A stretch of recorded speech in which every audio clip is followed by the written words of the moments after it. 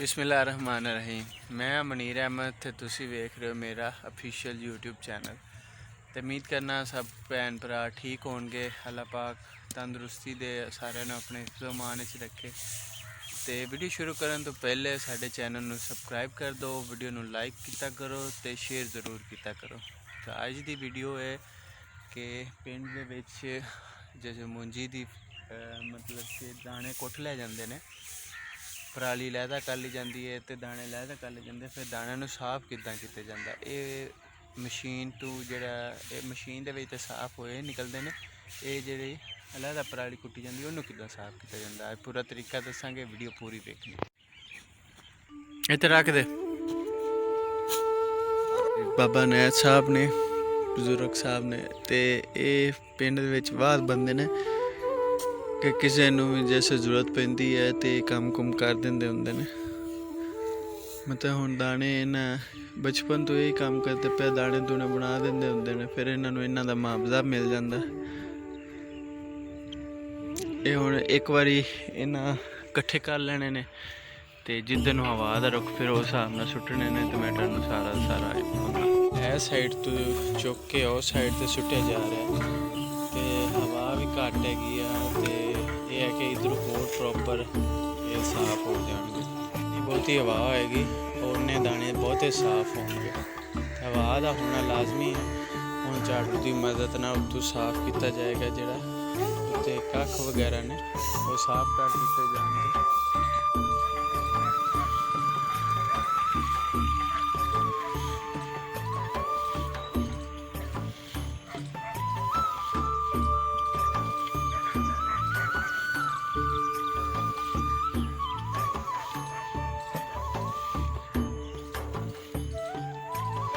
ਜਿਹੜਾ तरीका है पुराने वक्तां इस तरीके नाल ही जिहड़ा हल हुंदा है फसल दा लैदा किया जाता, वखरा किया जाता।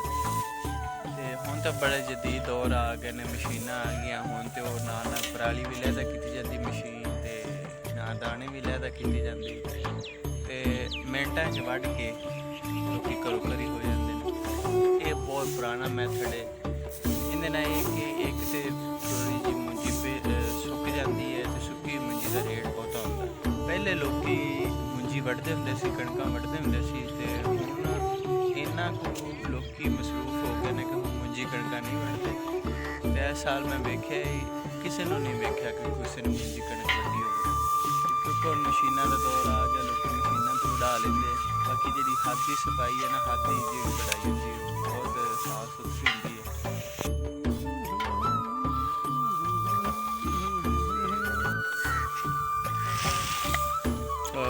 आस्ता आस्ता ये गंद निकलता जा रहा है, साफ कर देंगे।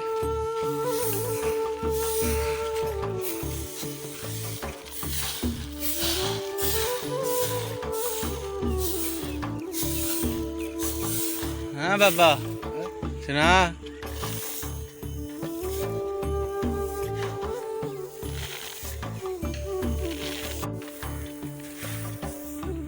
और इसमें से जो ये कचरा वगैरह वो चुन लिया जाएगा, वो ये कढ़ाई की मदद से फेंका जाएगा।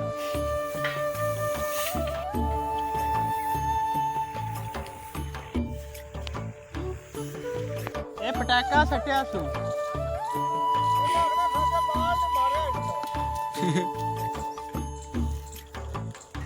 बड़े पै ही रोला ना रे।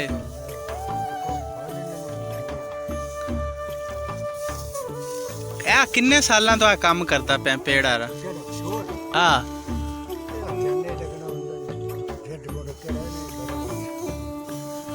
डेढ़ ते बाद सकाउंदा है, पर तू भी किंदे को सीखिया?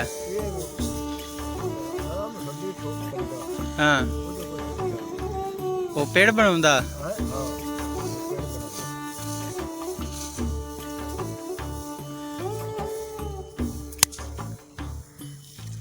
वे पटाखे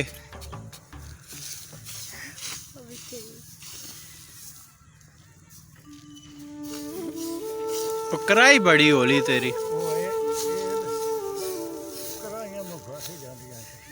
नहीं होली हैगी अब ਇਹ ਪੌੜੀਆਂ ਕੋ ਹੈਗੀ ਹੈ तो वाह वाह भारी है।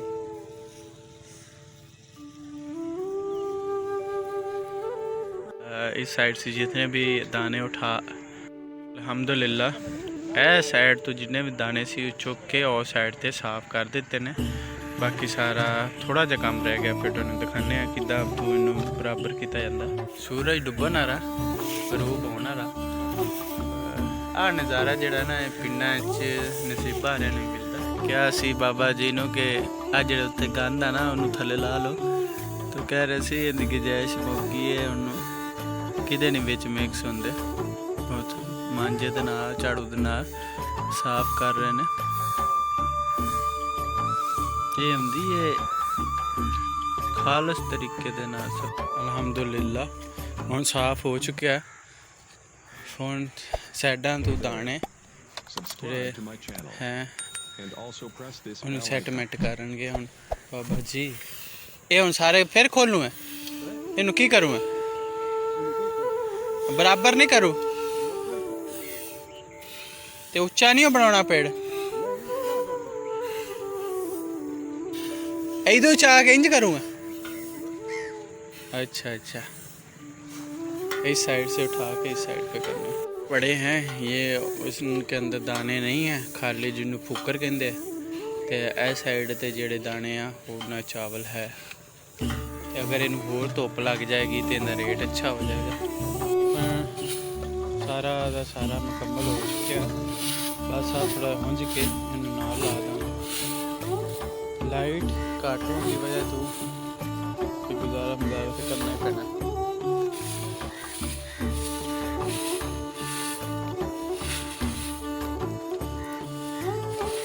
जी आ बनया 4 कनालों का। 4 कनाल 20 मरले होंगे एक कनाल 80 मरलियां दी आ चावल ये हो जाएंगे तकरीबन 20 तो 22 मन हो जाएंगे। किले की औस इतने निकलती है ज़्यादा ज़्यादा 45-50 मन तो 20-22 तक हो जाएंगे। रेट मुख्तलिफ होंगे। कोई जी होंगे ना सुक्कियां होंगे थोड़ियां खुश्क हो जाए वजन घटा जाए होंगे तो जी गिलियां होंगे ना वो थोड़ा वजन ज़्यादा रहा पर उनका रेट घट लगता। तो हम चंगी तरह इन साफ करके ना ला देंगे। वो जी गुद्दी कहते हैं गंद कहते हैं वो लहदा कर दें फिर छज नाल उहदे चों दाने कढ़ करेंगे। ये सफाई नफासत के नाल इनू साफ किया जा रहा है। ढेरी बनाई जा रही वह रामे मिसर आ रहा की उन्होंने कहते हैं रामे मिसर इदा मिसर के जोड़ा फरौन का बनया उस टाइप इन शक्ल अख्तियार दे दी गई। एक ढेर ला दिता गया तो हम बाबा अपने आखिरी इख्तिताम ते पहुँच चुके। बाबा किन्नी होर ते डिजाइनिंग करनी हुण तो डिजाइनिंग रह गई हुण डिजाइनिंग करनी।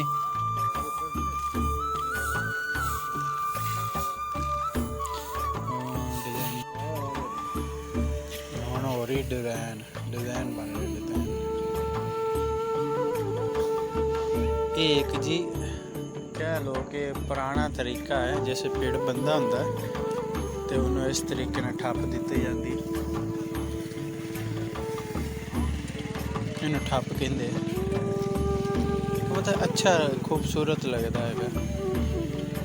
देखो बड़ा ही मौलिया प्यारे तरीके ना।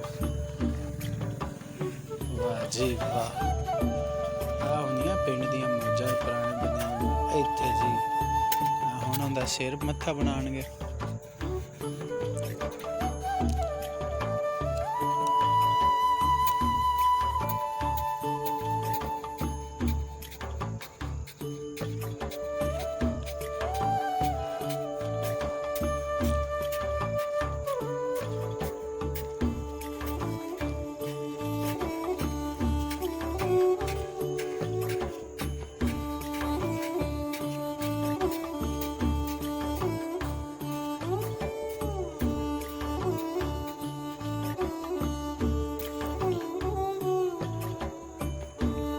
बड़े ही सोहने तरीके दे नाल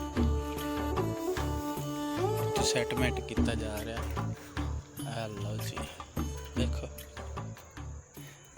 ਛਤਰੀ ਬਣਾਤੀ ਲਓ ਜੀ ਹੋਰ ਤਾਂ ਨਹੀਂ ਫੁੱਲ ਬੂਟੇ ਬਣਾਉਣੇ ਫੁੱਲ ਬੂਟੇ ਹੋਰ ਤਾਂ ਨਹੀਂ ਬਣਾਉਣੇ ਹੋਰ ਹੁਣ ਕੀ ਕਰਨੇ ਅੱਜ ਸਾਡੀ ਵੀਡੀਓ ਪੇੜ ਦੇ ਬਾਰੇ ਚ ਮੁੰਜੀ ਦੇ ਬਾਰੇ ਚ ਕਿੱਦਾਂ ਬਣਾਈ ਜਾਂਦੀ ਤੇ ਵੀਡੀਓ ਅਗਰ ਤੁਹਾਨੂੰ ਅੱਛੀ ਲੱਗੇ ਤੇ ਚੈਨਲ ਨੂੰ ਸਬਸਕ੍ਰਾਈਬ ਜ਼ਰੂਰ ਕਰ ਦਿੱਤਾ ਕਰੋ ਕਿਉਂਕਿ ਤੁਹਾਡੇ ਵਾਸਤੇ ਬੜੀ ਮਿਹਨਤ ਨਾਲ ਵੀਡੀਓ ਬਣਾਉਂਦੇ ਆ ਕਿ ਲੋਕਾਂ ਨੂੰ ਇਸ ਚੀਜ਼ਾਂ ਦਿਖਾ ਸਕੀਏ ਤੇ ਮਿਲਦੇ ਆ ਨੈਕਸਟ ਵੀਡੀਓ 'ਚ ਅੱਲਾ ਹਾਫਿਜ਼।